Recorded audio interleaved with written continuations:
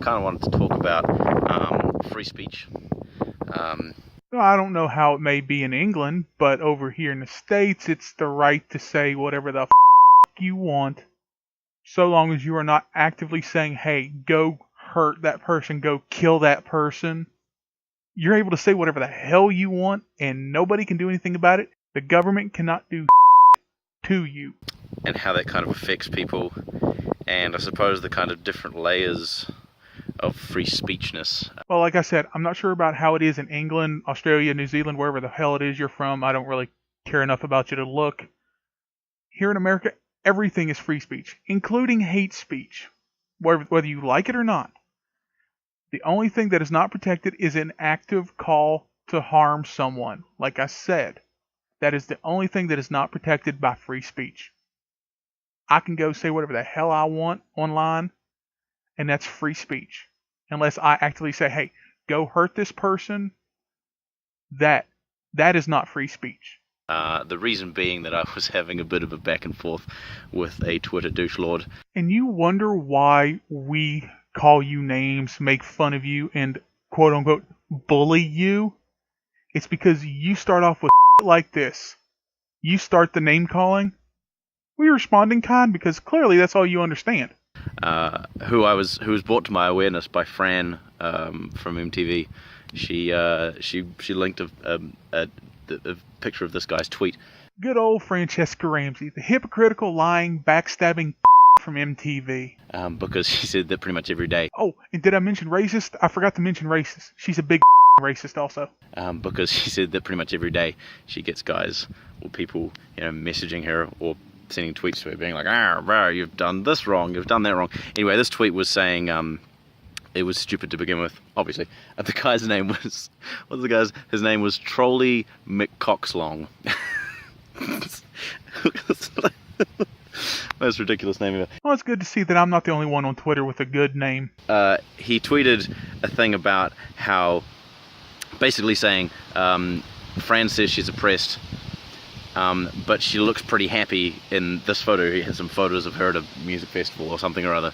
So basically his premise being that systemic racism and sexism don't exist. I will say, yes, racism does exist, but I have yet to ever see any semblance of actual facts that systemic racism exists today. The quote-unquote statistics and quote-unquote facts that I've seen have all been wildly biased. I didn't think there could be anyone that stupid in real life.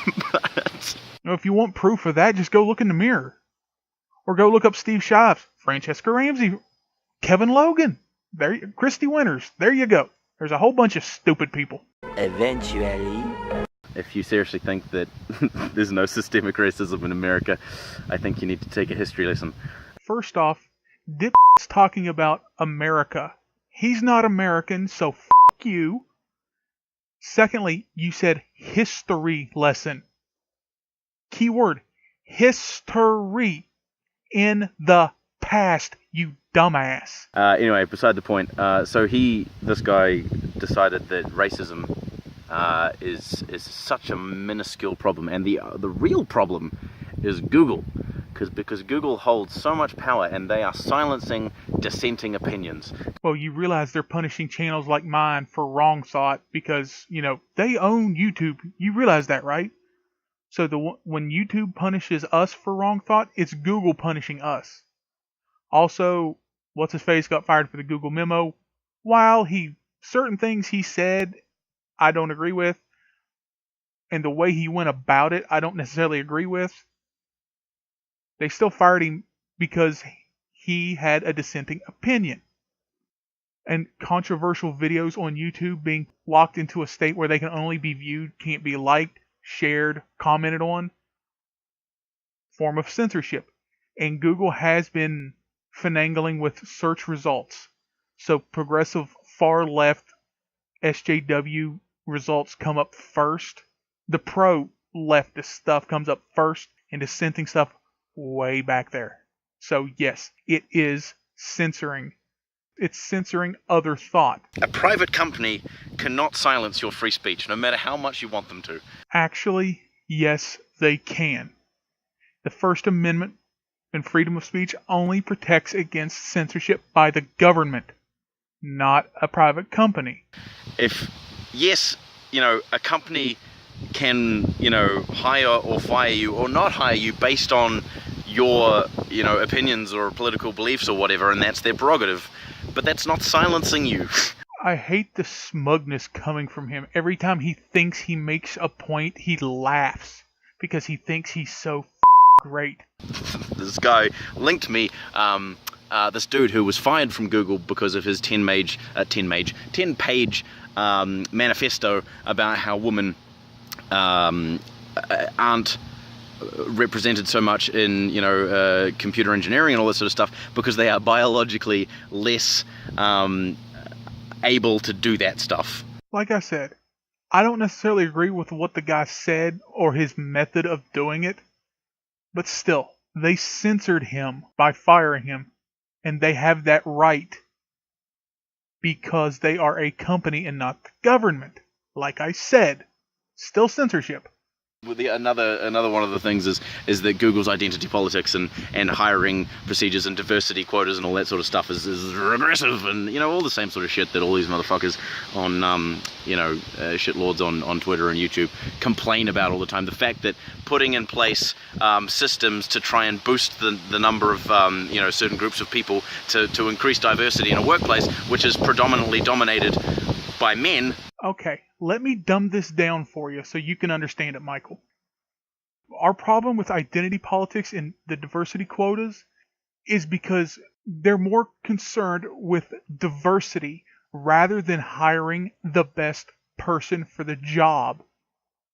Say I'm running a business. I've got 4 candidates: a white guy, a black woman, a gay woman, and a bisexual black guy, okay? And let's just say they hand in their applications, and the white guy has got, 4 years at Harvard, 3 at Yale, 2 masters, and working on a PhD in the field that he's applying for a job in, but the others aren't as qualified. You still expect me to hire one of them because diversity.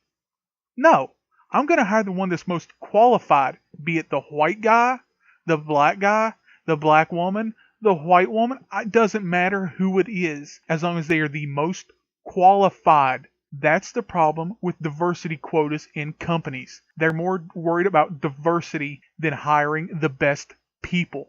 Anyway, so the funny thing about this free speech thing, he's having his free speech infringed and all that sort of stuff. No, he's not, and he's probably more famous now than he ever would have been working at Google because of this whole free speech martyrdom bullshit that happens. It's the same with Jordan Peterson. He goes on about how he's having his free speech infringed, and now he gets $50,000 on fucking Patreon every month because idiots who think that he's some sort of free speech martyr give him a whole bunch of money. Just sounds to me like you're jealous because you're not getting that kind of money on Patreon because people realize you stupid idiot with stupid, idiotic, regressive ideas like differing opinion, censored. You don't agree with me, censored. Sounds like you're jealous. It's the I'm not racist because I have a black friend argument. Would someone please explain to me how you can be racist and have black friends at the same time? It makes no sense. Because if you think about it, if you're a racist, you don't want to be near people of that race, the race that you're racist towards. So why would you want to be friends and hang out with someone of that race, the race that you are racist towards? It makes no sense. So yeah, that was kind of it. I suppose I wanted to say about the Twitter thing as well. It's the whole private companies can't infringe on your free speech thing. People go on all the time about how Twitter or Google or whatever, by getting rid of bigoted bullshit, by getting rid of hate speech and all that sort of stuff, are somehow infringing on the free speech rights of people. By censoring their free speech. Like I said, freedom of speech protects everything, including hate speech and wrongthink. But it also protects you from censorship by the government only, not private companies like employers like Google or Facebook or Twitter. They can censor you. The government can't. That's what the freedom of speech is about, you dim moron. Holy crap, you've made it through to the end of the video. Thanks for watching. I really do appreciate it. If you'd like to see more, be sure to subscribe down below. Be sure to leave a like and a comment. Let me know what you thought of the video. And now, roll the outro.